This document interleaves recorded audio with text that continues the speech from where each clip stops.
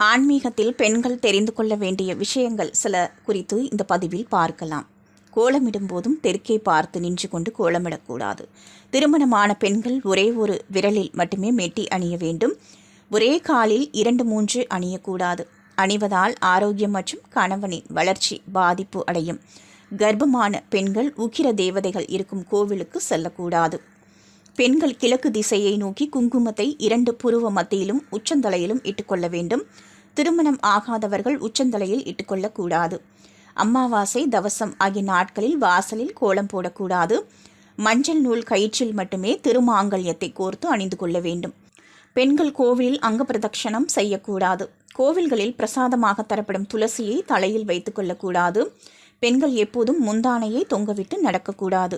கோவிலில் தெய்வத்தை வணங்கும் பொழுது பின்னங்கால்கள் 2ஐயும் சேர்த்து கொண்டு முன்னேற்றி தரையில் படுமாறு மண்டியிட்டு வணங்க வேண்டும். தலை குளிக்கும் போது சுமங்கலி பெண்கள் சிறிது மஞ்சளை உரைத்து முகத்தில் பூசிக்கொண்டு பிறகு குளிக்க வேண்டும்.